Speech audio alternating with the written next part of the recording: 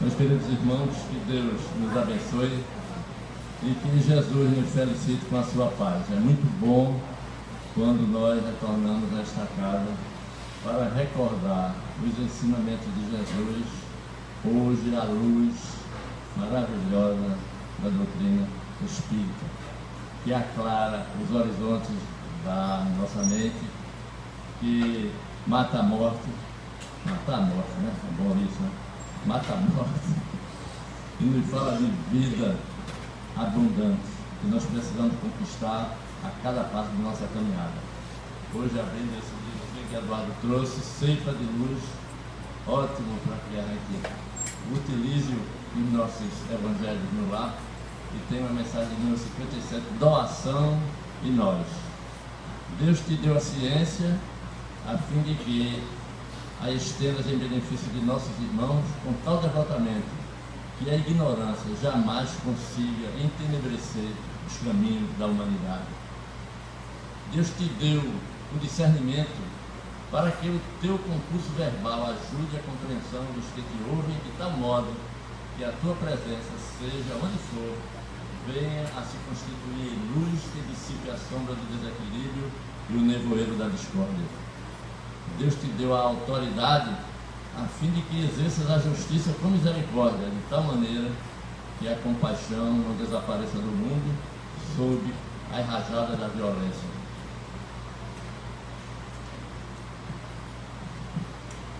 Deus te deu a fortuna para que o teu dinheiro se faça coluna do trabalho e da beneficência, com tal abnegação que a penúria jamais aniquile os nossos companheiros ainda menos felizes nas trilhas da provação e do desespero. Deus constantemente algo te dá.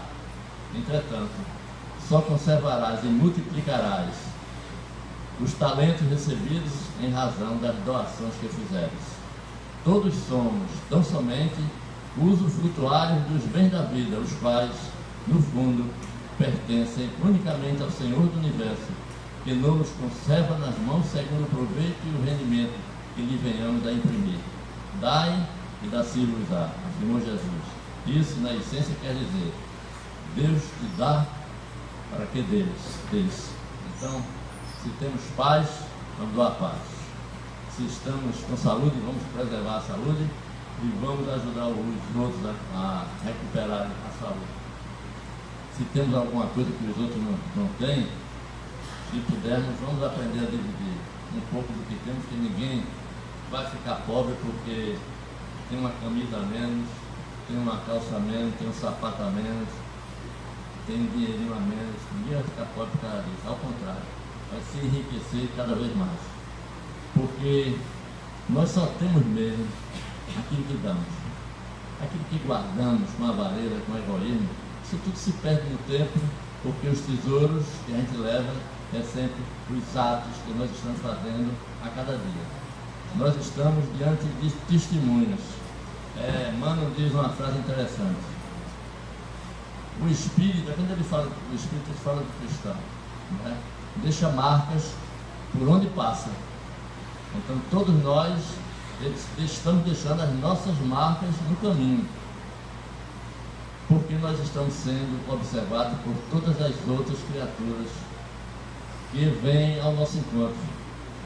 Todos nós estamos aqui nos conhecendo, mas nós estamos nos encontrando lá fora, onde é muito mais difícil vencer a mensagem do Evangelho que nós estamos conquistando a cada dia, à luz da lógica, da razão, da verdade, do bom senso.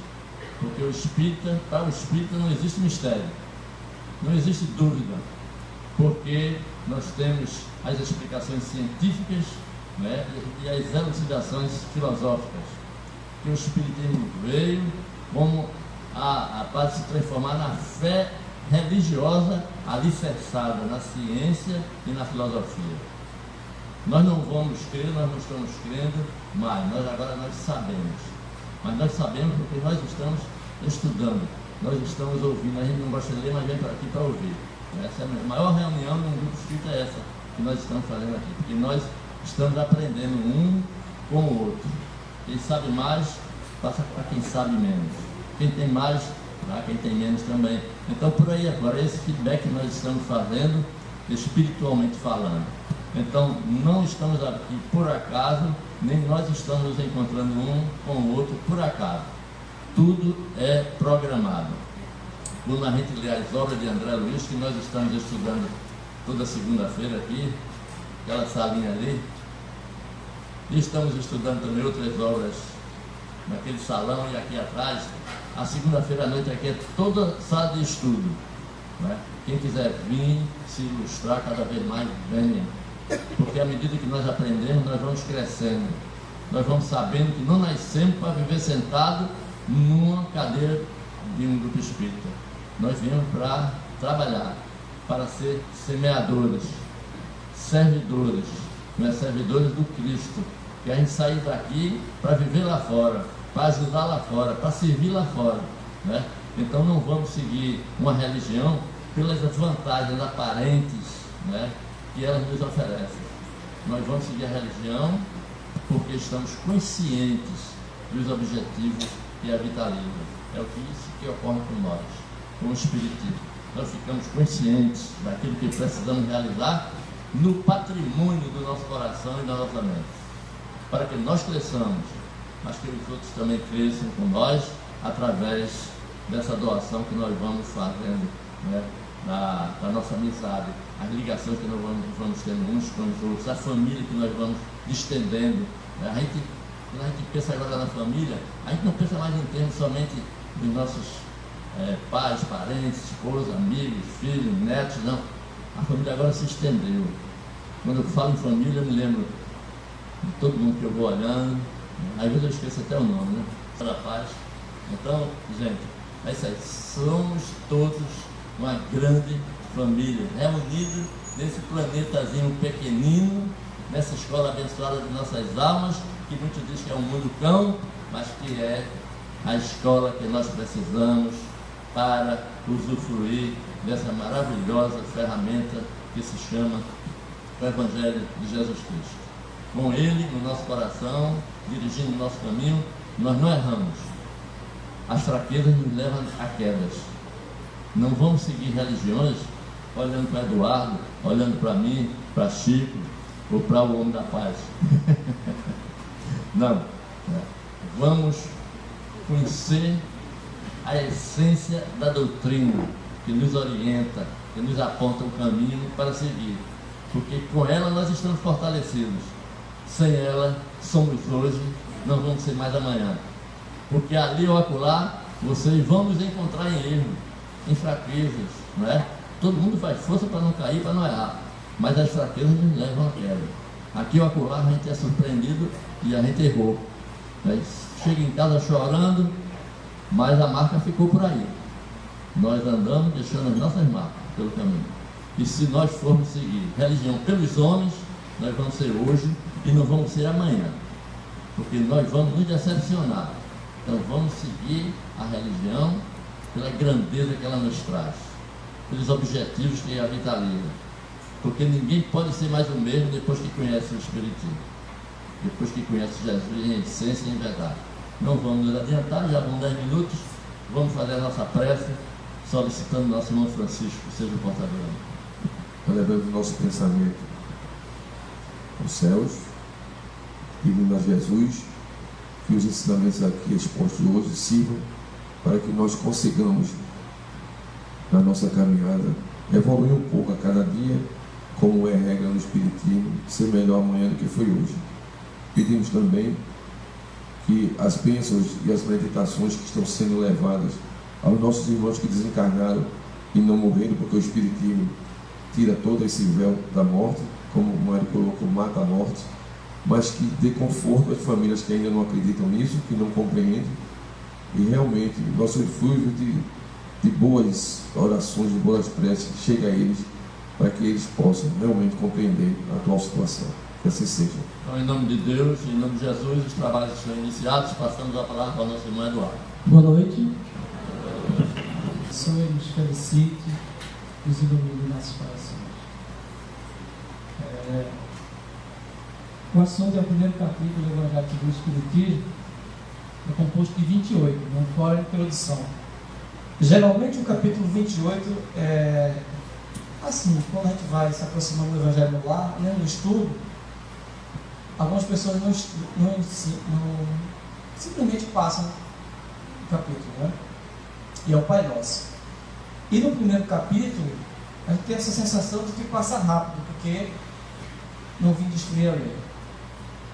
E aí, quando eu fui convidado pela Dani, Diana Castilho, eu pensei, porque eu já vinha aprofundando, e venho, para falar a verdade, venho com alegria sempre essa casa, a minha casa de grandes amigos, pessoas. A gente não pode, eu tenho a oportunidade de estar nessa casa, eu sublinho algumas pessoas que são importantes nessa casa. Sempre digo, nunca vão estar aqui na tribuna, mas essa casa não estaria como está se essas pessoas não estivessem aqui. Tudo que se fala numa tribuna, num seminário, seja na academia ou no grupo espírita religioso, é sempre a ponta do iceberg. E eu vou falar hoje, não é nem a ponta do iceberg, eu estou apontando para a ponta do iceberg. Pode ser qualquer orador, ele vai estar sempre sinalizando para a ponta do iceberg. E se assim não for, tem alguma coisa errada. Porque ninguém pode absorver. Aqui é uma provocação, é um estímulo para que vocês possam aderir a essa ideia da doutrina espírita, porque é muita informação para se processar em tão pouco tempo. Então, o que a gente conta é com os amigos espirituais que o fazem. Nós não temos o repertório intelectual, né, de um Agesislao Novelino Piero Ramos, de um Almir Nascimento, de um Fábio Barro, de um Mário Jorge, dessas pessoas que estão passos largos, né, porque estão em outras etapas dos degraus. Então a gente tem que ter isso em mente. É a ponta do iceberg, para não ficar criando expectativa além do que. E qual é a nossa preocupação com esse assunto? E é uma preocupação, não é um ataque, é uma advertência. Veja bem, a primeira revelação é fundamental para a gente. Todos os personagens devem ter nosso todo o respeito que merecem. Então jamais será, a não ser que seja com uma abordagem grosseira e infantil, motivo de piada, de chalaça ou de qualquer coisa picante para desfigurar ou desqualificar ou estereotipar o povo judeu disso ou daquilo. Essa é a nossa preocupação. Porque Kardec, ele coloca, muito interessante, ele coloca 115 passagens entre a segunda revelação e a primeira revelação. Bota uns 4 ou 5 da primeira revelação. E a maioria é do Novo Testamento, ou segunda revelação. E ele é interessante, ele pega capítulos assim, pega versículos dos capítulos. Aí a primeira pergunta que vai é: será que ele foi na adivinhação assim? Vou adivinhar aqui, fechar o olho, como a gente faz mesmo no Evangelho lá, vou fazer aqui. Claro que não, né? Claro que não. Primeiro ele fez um voo panorâmico, reconheceu a área, primeira revelação, segunda revelação, depois mergulhou com a bússola da doutrina espírita nessa floresta intensa e densa que é a primeira revelação e a segunda revelação. Daí ele fez um colar e foi colocando capítulo por capítulo o que é o resumo, como diz o Chico, a essência daquilo necessário para a pessoa viver de consciência tranquila, onde a consciência e a existência coincidam. Porque quando isso não coincide, a gente faz o que quer sempre. E a existência não é para fazer o que quer, é para fazer o que deve. Porque se vai só no princípio do prazer, a gente enlouquece. A maturidade vem justamente dos limites e das possibilidades nas possibilidades. O que eu devo, o que eu posso, mas não devo, o que eu quero e devo e posso. Nem tudo que eu posso devo, nem tudo que eu quero posso. Eu devo ser um espírito iluminado? Devo, igual o Chico, devo, mas posso ainda? Não dá. Vamos reconhecer, vamos combinar, que não dá, uma constatação. Tem provas que são difíceis para aplicar isso.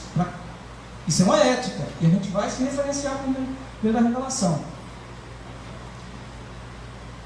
E como se não bastasse, havia algumas pessoas avançam no sinal, e nesse enquadramento de correção da primeira revelação, de estereotipar, ainda querem enquadrar o Emmanuel. Aí fica complicado. Porque veja bem, deixa eu dizer uma coisa.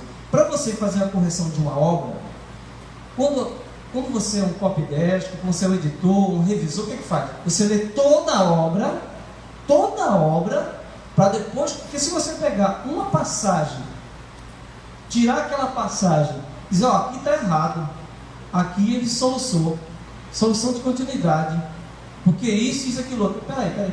Você leu a obra toda, porque para ler a obra toda dele, do Emmanuel, do Espírito Emmanuel, que foi o mentor do Chico, enquanto o Chico encarnado, você vai levar pelo menos, nas minhas contas, uns 10 anos.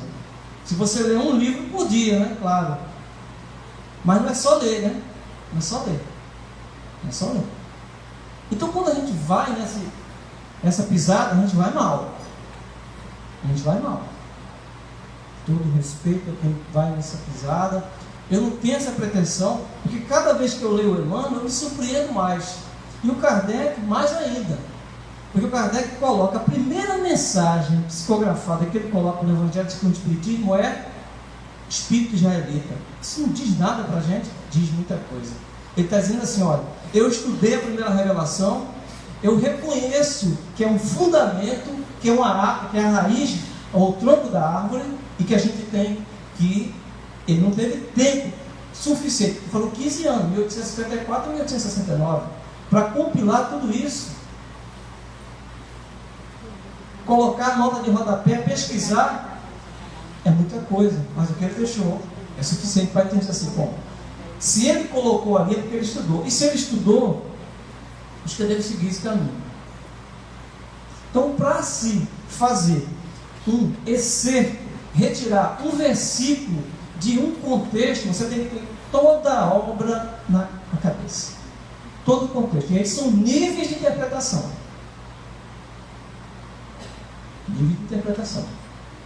E é bom que a gente fique atento a isso, porque a doutrina espírita está par e passo com Moisés, com Cristo. Não são excludentes, são complementares. Na nossa visão espírita, e não respeitamos as outras, todos os missionários foram enviados pelo Cristo. Aí a gente vai começar a entender o seguinte: estudar o Antigo Testamento combinado com André Luiz, a primeira revelação, especialmente Gênesis, e com o Caminho da Luz, amplia, dá um zoom. É importante para a gente isso. Tem uma história maravilhosa, já contei isso em alguns pontos. Estava no GEP, lá em Nando Cordel, e lembrei dessa história, da sabedoria judaica. Abraão, para a gente conectar, para a gente valorizar um pouco e ver as inferências morais como coincidem conosco. Abraão, que era o patriarca, ele recebeu na sua casa uma pessoa, um herege, uma pessoa assim, não tinha nada a ver com o pensamento de Abraão. O cara idólatra, herege, uma pessoa completamente na tenda dele, cultural, hóspede, né? Trata bem. E aí ele começa a fazer o Senhor, ou o Eterno, como o judeu chama. Logo esse aí na minha casa, tanta gente para eu hospedar, logo esse. E aí na lenda, no ensinamento judaico, ele diz assim para Abraão, Deus disse para Abraão: Abraão, eu sustento esse homem há 70 anos, nunca pedi conta a ele, eu estou pedindo a você que você acolha ele uma noite e você está reclamando. Olha a inferência moral, as consequências disso. Qual seria essa tradição muitas vezes familiares problemáticos. Numa existência, Deus pede que a gente receba, direto ou indiretamente, colateral ou direto. E no primeiro problema, nos primeiros achaques que ele começa a dar problema, a gente afasta e segue a vida. As coisas se resolvem, tudo volta à harmonia, coisa e tal, porque afinal de contas aquela pessoa não tem um problema, mas aí o problema é para a gente. Porque se uma pessoa consegue desequilibrar toda uma pessoa que está aparentemente cristificada, ou espiritificada, ou cristã, tem alguma coisa errada, ou com o espiritismo, ou com a doutrina espírita, com o cristianismo, ou com a pessoa que entendeu errado a mensagem. Porque o Emmanuel vai dizer o seguinte: renunciar, quando ele vai interpretar a passagem de Jesus sobre deixar pai, mãe e filhos, assim, o que Jesus quer dizer é o seguinte: renunciar à família ideal que a gente pretendia e construir a família ideal que a gente pretende. Não é fácil não. Não tem moleza não. É simples, mas não é fácil. Quando você se volta para os patriarcas, de Gênesis ao Apocalipse, você toma um susto. Porque quando você olha Gênesis, começa com o verbo. Quando fazer o Apocalipse, começa com o verbo. É a mesma coisa em contexto diferente. Aqui o verbo está encarnado, é Jesus Cristo. Lá é o sopro divino, Espírito co-criador, sob as ordens, evidentemente, e ali você pode interpretar, na visão judaica, como universo ou terra. Tanto faz. Lá no Apocalipse é Gênesis mais avançado. Assim que funciona. Basicamente, de Gênesis até o Apocalipse, vai seguir inexoravelmente isso: criação, aliança, exílio, êxodo e redenção. Isso vai ser a nossa peregrinação aqui na Terra. E Kardec começa no livro dos Espíritos com a Gênese. Porque o livro dos Espíritos é dividido assim, Gênesis, livro dos médios, céu, terra, e vai, Evangelho segundo o Espiritismo,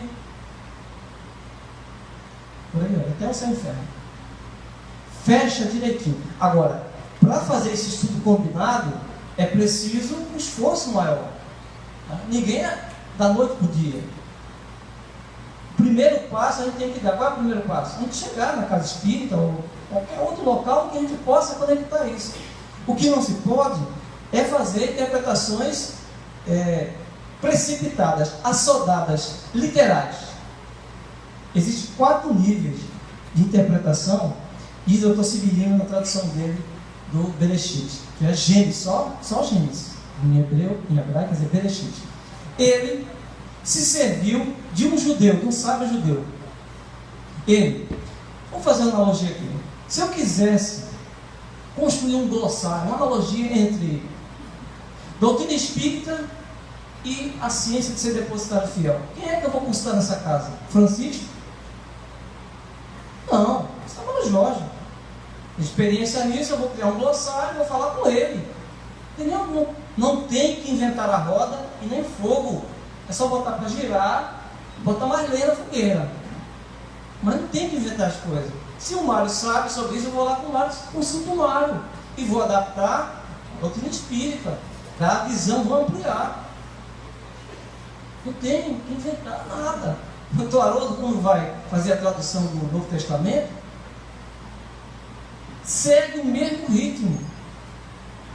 Ele consulta, quem sabe, se ele vai falar sobre Paulo, ele vai consultar a doutora Aila Pinheiro, porque é doutora da Carta aos Hebreus. Então vai lá e consulta ela. Qual o problema? Não existe nenhum problema com isso. O que não se pode e não se deve, aí vem a ética. O que eu quero? O que eu devo? O que eu posso? Eu quero isso. Devo? Ainda não dá. Posso? Isso estabelece ética. Quando você volta para Gênesis 3:16, você vai ver o Jardim de Éden, né? Lá, criação do Jardim de Éden, árvore de vida no centro e perifericamente árvore do bem e do mal e outras árvores.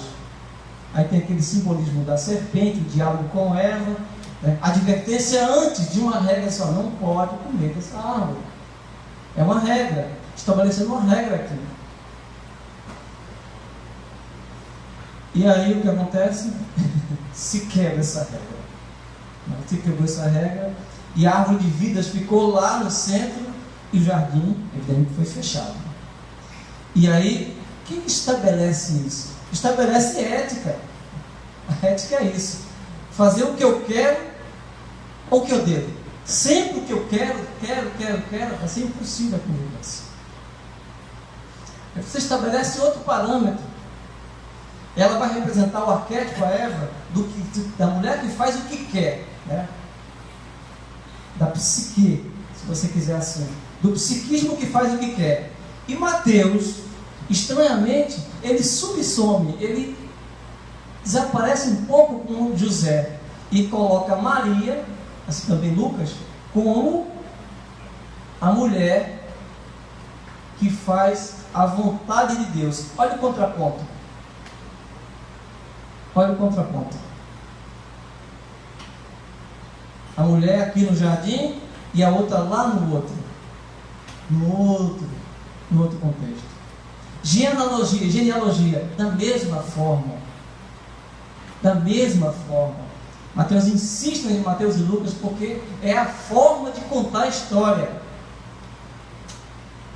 Então a gente tem que estar muito, mas muito atento a isso, porque passar um pente fino mesmo na primeira revelação para ver a beleza, a pérola que há ali, o tesouro, para não ficar fazendo coisas que não deve, mas pode.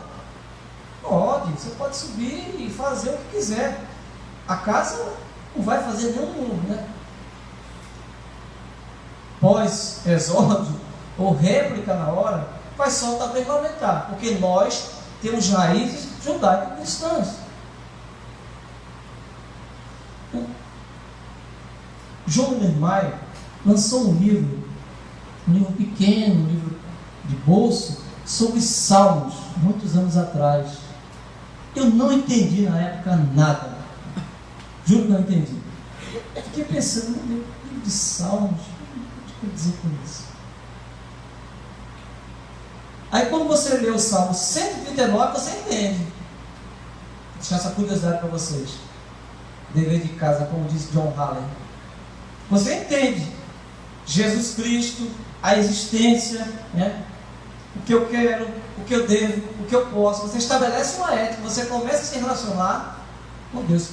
A visão é se voltar para aquela época, naquele contexto, e olhar como seria aquilo. E aí eu fico mais perplexo quando alguém estabelece estruturas, né? Tipos psicológicos, como diz Carl Gustav Jung, e dizer assim: tal apóstolo era paranoico, tal era tinha isso, eu fico assim perplexo. E um psiquiatra que teve no semestre, vou dizer o nome dele, acabei trocando uns e-mails com ele, disse: Eduardo, esse senhor, na roda dos psiquiatras, ele é motivo de gozação, não tem nenhuma seriedade. Então, quando a gente estabelece assim, critérios muito superficiais, interpretações muito literais, não é nem literária, é literal, a gente está em mau caminho. Porque o que estabelece a gente poder fazer uma leitura intensa? Você lê Pão Nosso, ou lê Paulo Estevam, você lê a primeira vez, entendeu muita coisa. Lê a segunda, já entendeu mais. Depois lê Combinado, depois vê o contexto histórico, depois vai vendo aquilo, aprofunda. Daqui a pouco você entra na vibração do livro. Aí você começa a abrir a sua mente para poder ver os escaninhos, os meandros, a sabedoria ali, o interstício, e começa a fazer inferência diferenciada, de qualidade, intensa, e começa a formar uma nova. Daqui a pouco você está dentro do contexto. Da mesma forma, o Evangelho segundo o Espiritismo. Não é assim que funciona. Você vai lendo, ou bem ouvindo, como o Mário colocou aqui, você vai ouvindo e vai percebendo, aprendendo, vai às sutilidades. E aí a gente explora a sabedoria do poeta Manuel de Barros, desencarnado em dezembro de 2014, novembro, dezembro. Ele dizia assim: sobre as grandes coisas eu não sei nada, e sobre as pequenas menos ainda. Por que eu estou falando isso? Porque Jesus era judeu praticante. Veja o que Jesus fazia. Ele abria o rolo e estudava, né? O rolo pergaminho, e estudava Isaías, Jeremias, qualquer um deles. Ele fazia isso na sinagoga, que não é um templo. A sinagoga não é um templo religioso, é um templo de encontro, de estudo, mas não é um templo religioso. Mas é essa coisa para outros estudos, para outra palestra, se assim posso dizer. Então, você vê Jesus o tempo todo citando a primeira revelação, como judeu, citando, estudando. Quando chega na sinagoga, ele tem um tema definido. Isso não diz nada para a gente assim, a gente fica assim: poxa, será que... O que eu faço com isso? Você pode fazer o seguinte: se você chega aqui, chega com um tema definido, né? Estudado. Não invente. Chega com um tema definido, é melhor. É melhor porque quem está monitorando a gente, o Espírito que é governador do planeta, que é guia e modelo da humanidade, ele se submetia a temas. Ali o rolo disse: essa profecia está sendo cumprida hoje. E ponto final. Era ele que estava falando. Quando vai para a casa de Zaqueu, ele diz: a salvação entrou na sua casa hoje. Era ele que estava lá. Então, quando Zaqueu sobe no sicômoro, ele quer ficar na altura de Jesus. Diz assim: olha, desce, que eu vou para a tua casa, eu vou jantar, eu vou me hospedar lá hoje. Esse esforço nosso de alcançar Jesus é maravilhoso. É isso que tem que ser feito. É isso que a doutrina espírita estimula. O Emmanuel faz isso no Caminho da Luz, nas obras que ele interpreta. O tempo todo ele se referencia Kardec e Jesus.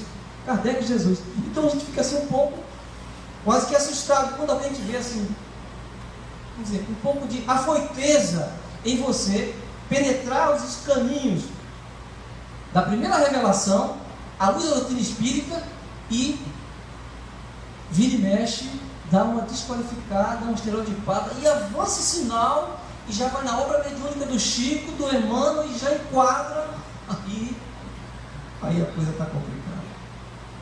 Aí a coisa já não dá mais para... está desandando. Então, qual é o nosso objetivo? A gente diz: mas o que a gente faz, Eduardo? A lei, sei o quê, isso tudo é complicado. E o irmão dá uma ajuda maravilhosa, dá uma mão. Tem uma mensagem dele aqui, eu estava dizendo a Mário, que é extraordinária, chama-se Em Preparação. São duas, e eu vou ler. Com calma, com tranquilidade, com essa dicção atrasada.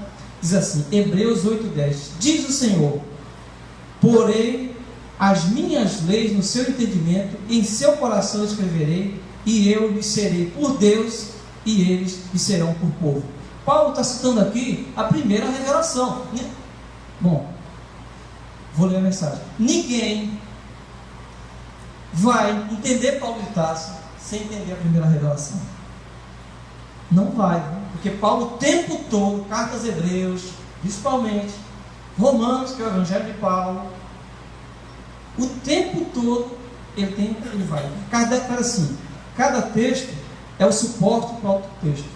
Toda a literatura kardeciana, no sentido que ele escreve, nesse sentido, ele escreve um texto, é o pressuposto para outro, para outro, para outro, para outro. É assim que se faz, da introdução até o fecho. Coisa maravilhosa isso, maravilhosa. O que quer dizer, mano? Traduziremos o Evangelho em todas as línguas. Que beleza, hein?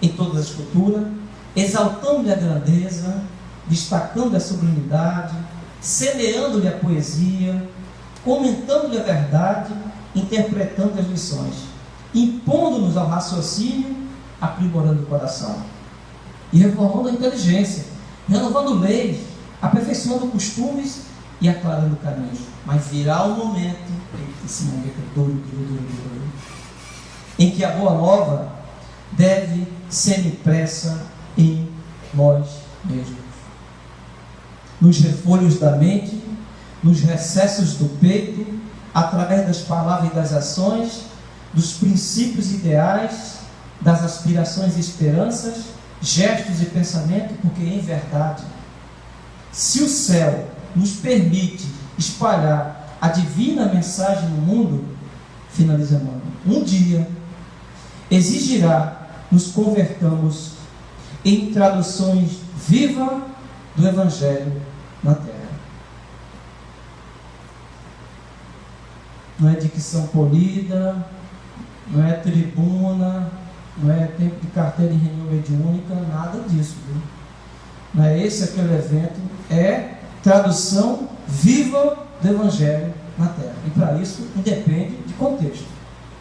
Aprendi com um rapaz nessa casa, o nome dele chama-se Kilder Guimarães Alves, professor de biologia, médico veterinário formado, né? Formado veterinário, e ele trabalhou aqui com a gente, trabalhou comigo, dirigindo para mostrar por um tempo, e ele não parava, né? Um negócio louco. Chegou um tempo que ele inventou de fazer visita ao hospital, e ainda tinha pedágio, tinha as datas dos idosos, das crianças, das mães, dos pais, toda a efeméride espírita tinha a mocidade presente, pelo menos no nosso tempo, evidentemente.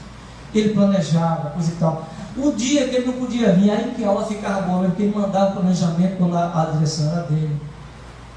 E ele achou pouco, estava fazendo faculdade na época, mas ainda inventou de fazer um trabalho nos hospitais. E eu, mais ingênuo do que sou hoje, acreditei nele e acabei indo também. Falei, esse cara é louco, isso não vai dar certo. Isso não vai dar certo. Tem tempo para respirar. Ele devia ter 18, 19 anos, eu acho, por aí, se tivesse. E ele enfrentou um negócio. E aquilo é como se fosse a tradução viva do Evangelho, porque o trabalho faz 30 anos, agora fez 30 anos em outubro agora, e o trabalho ele faz no mesmo entusiasmo que fazia no começo, 30 anos atrás. Absorveu da casa o que tinha que absorver e leva para o mundo da forma como tem que levar aquilo que está dentro do coração. É assim que tem que ser, é assim que vai ser para a gente. Traduzir em gestos, palavra, emoção, pensamento e sentimento. É assim.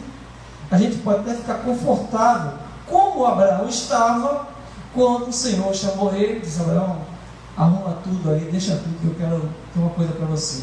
Abraão assustou de você deixar tudo, larga tudo. E ele foi. E acreditou. Então acho que tem que ter assim, muita sensibilidade, muito carinho, a gente mergulhar com o coração, com a mente e ver a beleza, a sabedoria que existe nos 5, no Pentateuco judaico, né? Para a gente não ter decepções, né? O Emmanuel fala disso na Caminho da Luz, deixa uma dica bem grande para a gente. O que pôs em derrocada aquele povo foi o orgulho da raça, mas o ensinamento de Deus único e outros ensinamentos são fundamentais até hoje.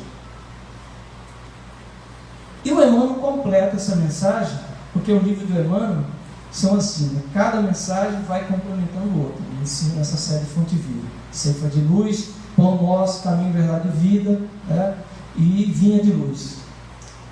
Ele vai dando uma mensagem, complementando o outro. As pessoas demoram a perceber isso por causa do estudo. Ele escolhe alguns versículos e capítulos e retira e vai fazendo o que a gente chama de colar de pérolas, que é uma técnica da sabedoria judaica. E diz assim, Hebreus 8:11, é o mesmo capítulo, só um versículo diferente. Paulo diz assim: e não mais ensinará a cada um seu próximo, nem cada um a seu irmão, dizendo: conhece o Senhor? Porque todos me conhecerão, desde o menor deles até o maior. É Paulo citando a primeira revelação. O que Emmanuel vai dizer aqui? Ele diz: no futuro, quando o homem gravar na própria alma os parágrafos da divina lei, o companheiro não repreenderá o companheiro, o irmão não denunciará o outro irmão, o cárcere cerrarão as portas. Os tribunais quedarão em silêncio. Canhões serão convertidos em arados. Homens de armas volverão à sementeira do sol. O ódio será expulso do mundo, as baionetas repousarão, as máquinas não vomitarão chamas para o incêndio e para a morte, mas cuidarão pacificamente do progresso planetário. A justiça será ultrapassada pelo amor.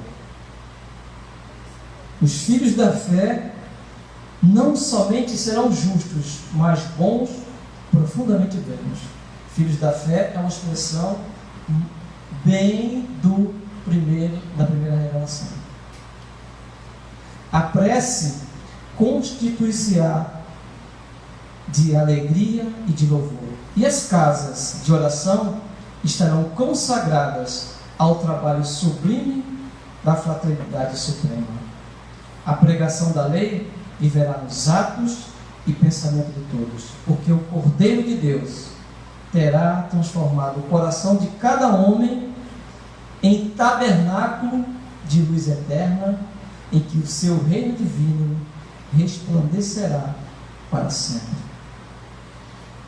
Você vê que o Emmanuel ele vai pontuando com expressões da sabedoria judaica. O tabernáculo, filhos da fé, e é isso. A consagração, isso eu disse. Criação, aliança, êxodo, exílio, redenção. Jesus Cristo e a doutrina espírita é a redenção em função da luz. É a mesma lei amplificada. É a mesma lei, a lei não muda. Só que cada contexto, a maturidade, ela vai expressar a lei dentro de uma limitação. Nem Jesus falou tudo no tempo dele. E prometeu o Consolador prometido. Então essa intensificação, essa profundidade, essa sonda que a doutrina espírita traz, revela belezas dentro da primeira revelação que a gente fica assim maravilhado. Já contei essa história belíssima e outras que tem no Antigo Testamento. O rei Davi se apaixonou pela mulher do general dele, Urias, né? Se apaixonou, mas não teve coragem moral de assassinar. O que ele fez? Colocou Urias para as batalhas mais perigosas, frente de batalha, e ele fiel foi. E aí o profeta Natan foi visitar o rei Davi. Deu nada bom para o rei Davi. O senhor me concede pedir uma audiência com o rei? Disse, pode falar. O senhor acha correto, por exemplo, um rei vai dar uma festa e manda pegar a única ovelha de um pobre pastor que sustenta toda a família? Você acha justo isso? Resumindo, seria essa história. Tem mais detalhes que eu vou deixar que vocês procurem lá, né, na Samuel 1 e 2. E Davi ficou muito irado e disse, não, tem que mandar prender e pena de morte, se possível matar. Pois eu estou falando do Senhor. Aí Davi ficou branco com essa mesa aqui. Muitas vezes nós somos surpreendidos porque nós amarramos a consciência e fazemos o que a gente quer e bem entende. Faço o que eu quero. Eu faço o que eu quero, não o que eu devo. Faço o que eu quero. Faço o que eu quero e pronto, e sai fazendo o que quer e volta para a infância. E fica preso nos condicionamentos, no princípio do prazer eterno, né? Num prazer que vai enlouquecendo e vai excluindo. A gente fica periférico no jardim de Éden e a árvore de vida no centro. A árvore de vidas, à luz da doutrina espírita, pode ser Jesus Cristo. E nós estamos periféricos, nas árvores periféricas. Mas a árvore está no centro, árvores de vidas. Por isso, atenção redobrada com a primeira revelação. Se combinar André Luiz, amplia assim, ó. Fica, ó. O Emmanuel fica muito maravilhoso, muito maravilhoso. Porque está atento nessa percepção de nível de interpretação, de aprofundar de silenciar, de observar, de rascunhar, de ver, procurar, sublinhar. Importante para a gente essa construção. Por que é importante? Porque nós vamos aprender, como diz Emmanuel aqui, nessa mensagem, a lei viva em nós. Vai precisar falar, não vai precisar falar, vai precisar viver, sentir, construir, porque nós estamos dando o quê? Está dando uma provocação. O que for melhor, você aproveita, bota em prática, porque é assim, é rápido demais. Paulo tinha tanta essa pressa, essa passagem mais difícil para Paulo, eu acho, está no Paulo Estevam, está em Atos dos Apóstolos, Barnabé, João Marcos e Paulo. E João Marcos chega no meio do caminho, começa a amarelar, aquela coisa toda, e Paulo ficou muito irritado com ele. Disse, vamos dizer assim, meu filho, eu não tenho tempo para perder não.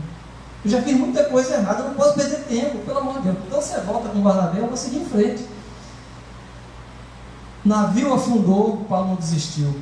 Cobra picou, Paulo não desistiu. Nada tirava o desiderato, a missão, o condicionamento, o dever que ele tinha cumprido com ele, a consciência dele. A ponto de dizer, não é o meu mais que vivo, é Cristo que vive em mim. Sem negar o judaísmo. Tem uma hora que ele começa a brigar por causa da circuncisão, né? Circunciso, não circunciso. E aí tem uma hora que ele começa a amadurecer, não, isso não adianta brigar. Tem uma hora que Tiago, que foi Timóteo, não estou lembrado, acho que foi Timóteo, tem a família que é grega, aquela coisa toda, tem a circuncisão, e ele disse, não, tá bom, pode circuncidar, não tem problema nenhum. Contanto que divulga a nova doutrina, o Evangelho do Senhor. Então, a gente tem que ter essa habilidade, tem que ter essa sabedoria.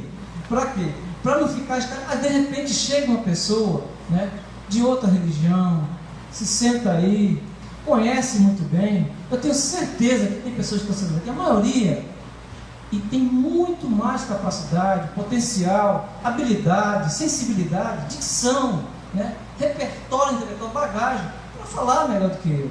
Falta só um pouco de coragem, empurrão, né, para poder, e às vezes fica um pouco assim sensível, quando a gente começa a fazer alusões àquilo que a gente não domina, né? Então é muito sério a gente entender a questão do Esaú e do Jacó. São figuras simbólicas que existiram, mas tem ensinamentos ali profundos, né? De vender a progenitura, de José, que é vendido pelos irmãos. Coisas maravilhosas que a gente tem que aprofundar. A gente não pode ficar só na letra, né? O Espírito vivifica, a letra mata. A doutrina espírita já ensinou, e o próprio Cristo disse isso. Então você vê, o Evangelho de João, esse é o Apocalipse, é o Evangelho da fé e da plenitude. Ele já começa rasgando o verbo. O verbo se fez carne, e ponto final, é Jesus Cristo. E lá no Apocalipse ele conecta com Gênesis. Você vai vendo aquilo, a Nova Jerusalém, terra de Cristo. Olha, isso é uma beleza. Quando a gente tem esse olhar, a gente vai ficando um diálogo interreligioso de maneira bem legal, bem bacana, e as pessoas vão gostando. Aí você começa a visitar o Antigo Testamento, a primeira revelação, começa a ver aquelas histórias, começa a ver o Levítico, não com aquele olhar preconceituoso, tem muito ritual. Entenda, começa um ritual pessoal, depois coletivo, depois espiritual, entenda o processo, não fique só no livro literal, vá para o literário, depois do pós-literário, depois o simbólico, depois o espiritual. O Emmanuel, quando aborda a questão da alma gêmea, na interpretação, que ele se recusa a tirar um consolador, é porque ele deu uma interpretação que a gente chama, são 4 livros, né? O Pardes, o Darash, o Remes, o Darash e o Sódio. 4 livros de interpretação, e tem outras, mas esses são o que o judaísmo chama. O Emmanuel dá uma interpretação sódio para a questão da alma gêmea. E deixa a gente pesquisar. Ele pede para não tirar.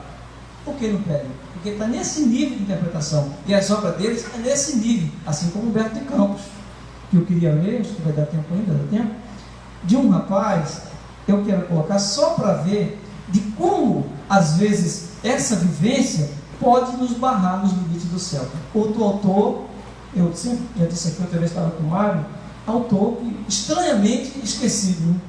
Humberto de Campos. Assim como Ivone Amaral Pereira, assim como Leon Denis, Camille Florian e Gustavo Gelei e muitos por aí. Coisa que a gente entra às vezes numa moda de série psicológica que eu não sei se faz bem ou não. Não estou aqui para dar juízo de valor, mas vejo isso com muita apreensão, porque linguagem rebuscada, né, e polida não quer dizer muita coisa, se não se referenciar em fundamentos sérios.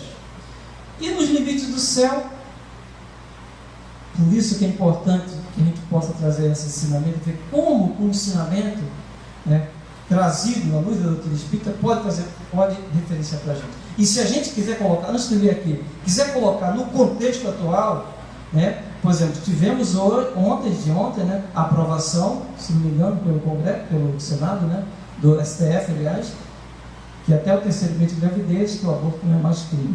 Acho que eles estão tentando, isso foi consagrado. Não é isso? Até o terceiro mês, né? Ou seja, nem tudo que é legal é moral. Você faz o que quer, aí você volta para Gênesis lá. É o querer. Você pode fazer isso, mas deve fazer isso? Não deve. Por que não deve? Porque existem inferências complicadas para isso. Olha, você está voltando para a gente, Eduardo, para falar de ética. É de ética. De ética. O querer, o dever e o poder. Porque foi isso que precipitou. Dali para frente é só deserto e sofrimento. Você pode ver. Por isso que Jesus, quando fala de divórcio, ele diz assim: no começo não era assim. Não venha falar em carta de divórcio. Ele diz, no começo não era assim. Mas já que aconteceu no começo não era assim. Por que no começo não era assim? Porque existe um layout, um projeto divino. Mas a execução é nossa. Você tem a consciência. Você faz o que ela manda ou não. Ué, quem é que vai patrulhar? Você tem um mínimo, que é o livre-arbítrio, não tem liberdade. Se tiver liberdade plena, com o livre-arbítrio a gente já faz o que faz. Não, eu sou e vou, e pronto, é isso mesmo. O consenso diz que tem que ser o aborto, pronto, tá bom, vamos embora. Agora, nem tudo que é legal é moral. E eu acho o seguinte, eu acho que no momento é muito mais fácil agora não acreditar em Deus do que acreditar. Mas a doutrina espírita vai além de acreditar, né? O Mário colocou aqui. Eu acho que é o momento de homens de bem, da firmeza e da ousadia. Não é desanimar, não é desesperar. Olha, se é legal, mas não é moral, então você é a favor. Não há problema. Isso não vai me contaminar. Eu tenho que agilizar politicamente, socialmente, todas as dimensões para barrar esse tipo de ideia, que é efeito de um materialismo caduco, envelhecido, né? Que já não tem mais matéria para se segurar. Que 94% do universo é feito de energia escura, e o resto ninguém sabe muito bem o que é ainda.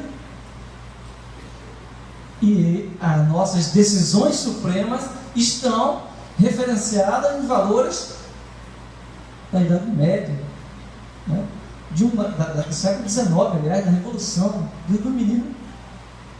E a gente fica assim, estupefato. Por quê? Porque somente uma coisa é intelecto, outra coisa é inteligência. Isso aí é claro para mim.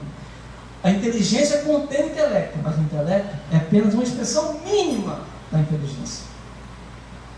Então, sejam doutores, pós-doutores, graduados ou não, renomados, se é contra a vida, se é eutanásia, se é aborto, somos contra. E eu estou me referindo à primeira revelação. Quando o Senhor disse, olha, isso aqui pode, isso aqui não pode. Vamos quebrar essa regra. Isso é difícil, não quebrar essa regra, porque facilita para outras pessoas. Facilita, mas complica depois. Você vai criar deserto para você. É pior. Mas segue em frente. E Humberto de Campos, no Luiz Acima, diz o seguinte: nos limites do céu. É bom, essa aqui é para nós, porque muitas vezes a gente já está assim, bem informado, mas não transformado. Diz assim: no extremo limite da terra com o céu, aportou um peregrino envolto no nevado manto. Irradiava pureza, brandura, a fronte denunciava a nobreza pelos raios diamantinos, que emitia em todas as direções. Extenso halo de luz assinalava a presença, recebido pela entidade angélica, que presidia a importante passagem e apresentou sua aspiração máxima: ingressar definitivamente no paraíso, gozar o descanso beatífico. O divino funcionário, embora admirado e reverente perante o espírito tão puro, esboçou um gesto que notava alguma falha menos visível ao olhar inexperiente, e considerou: meu irmão, rendo homenagem à alvura de tuas vestes. Entretanto, vejamos se já adquiriste a virtude perfeita.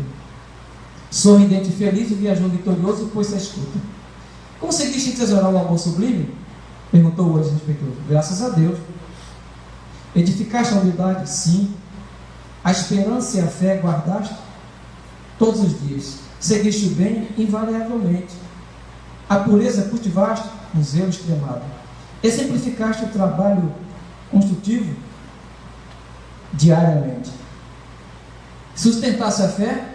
Confiei o divino poder acima de tudo. Ensinaste a verdade e testemunhaste? Com todas as minhas forças. Conservaste a paciência? Sem jamais perdê-la. Combateste o vício em ti mesmo, tais como a vaidade, orgulho, egoísmo e ciúme, a teimosia e a discórdia, com esmero. Guerreaste os males que assolam a vida, como o ódio, a perversidade, a insensatez, a ignorância, a brutalidade e a estupidez. Sempre o anjo interrompeu, refletiu, longamente disse: meu amigo, você já trabalhou no inferno? É complicado, cara. Quando ele fez tudo isso, ele trabalhar no inferno, disse: isso não, respondeu o peregrino, escandalizado. Como havia de ser? O fiscal celeste, da alfândega, sorriu a seu turno e observou: falta de semelhante realização para subir mais alto. Mas que contrassenso, aventurou o interessado. Como seria entre gênios satânicos, de olho conturbado, cheio de malícia, ouvido atormentado pela gritaria, mão atada pelo impedimento do mal soberano, pés cambaleantes sobre o terreno inseguro, como todas as potências da alma perturbada pela tentação? Sim, meu amigo, respondeu o preposto divino. O bem é para salvar o mal. O amor foi criado para o ignorante.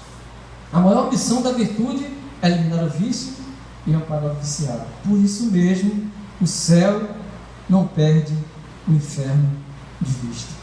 E perante o assombro do ouvinte rematou: torna a terra, meu amigo, desce ao inferno que o homem criou e serve ao Senhor Supremo, voltando depois.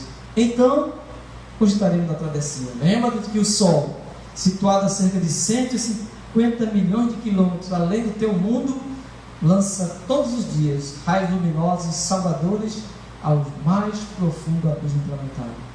Em seguida, o controlador da porta celestial cerrou a passagem ligeiramente entreaberta, e o peregrino, de capa lirial, espantadiço e desapontado, sentou-se um pouco a fim de meditar sobre as conquistas que havia feito. Pois é isso. Então, mas a nossa proposta hoje, fica a dica é essa, que a gente tenha um pouco de cuidado, porque muita gente vai avançando demais e depois a gente quer estar uma situação de conforto. Mas como? Como assim? Então, esse processo do crescimento, da combinação, primeira revelação, segunda revelação, terceira revelação, é justamente para dissolver, entre aspas, esse inferno que é do egoísmo, do orgulho, da vaidade, porque não é a capa, não é a superfície, são as entranhas da alma. Essa casa tem feito isso, tem estimulado, provocado, convocado as pessoas para que as pessoas possam saber, porque aqui nessa casa existe um projeto do Senhor, como disse Humberto Campos, que é servir e passar, esclarecer quem sabe mais, ajuda quem sabe menos, e assim vai dando as mãos. Não existe um escalão, você pode, você não pode. Ninguém aqui é a pessoa que vai resolver. Todos podemos dar uns aos outros e ter misericórdia um com o outro, compaixão.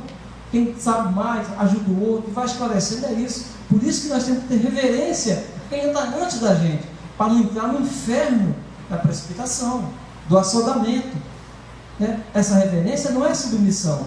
A tradição com a renovação, a luz da doutrina espírita, para quê? Para que a gente possa crescer, se enraizar no bem, e depois que se enraiza no bem, nessa árvore que é bem simbolicamente colocada no primeiro capítulo, essa árvore que tem Moisés, Jesus Cristo, a doutrina espírita, ela possa dar frutos. E quem a procure, como procura essa casa, receba esse fruto. No acolhimento, sendo hóspede como Abraão foi. Né? Porque a pele, ela não é um limite. Ela é e não é um limite. A identidade, ela não é fixa, porque a pele tem os poros. Justamente a tenda aberta, os 4 cantos, para quê? Para receber e oxigenar. A casa está aberta, mas não abrimos mão de Jesus Cristo, né? Da reencarnação, da pluralidade dos habitados, da imortalidade da alma, né? Dos processos evolutivos que são inegociáveis. Contudo, não rechaçamos a sabedoria, vamos ressignificá-la, vamos olhar ela, né, com humildade, aprender o que é bom para a gente e repassar, para que a gente não crie um inferno dentro de nós, da identidade rígida, da fixidez, do engessamento moral e da soberba, da pretensão, né, de querer já é isso e pronto, e ponto final. Não, isso aqui, como disse no começo, é a ponta de um iceberg. Nós temos que aprofundar, ler Emmanuel, Humberto de Campos, doutrina espírita, né? Livros outros que vão entrando para que a gente possa sair da periferia do jardim do ego e penetrar para o teu centro, é Jesus Cristo. Doutrina espírita sem Jesus Cristo pode ser tudo, mesmo doutrina espírita. Então a gente vai sair dessa periferia, né, em que o ódio, o rancor, a vaidade e o orgulho nos coloca, né, num brilhareco falso, seja sendo signatário de leis imorais, seja na vaidade, né, de classificar esse ou aquele, de isso ou aquilo, e vamos pouco a pouco nos aproximando de nós, da nossa origem, daquilo que nós somos, filhos da luz e seguidores de Jesus. Que Deus nos abençoe, nos felicite e nos envolva e nos proteja na volta para o nosso lar. Assim seja.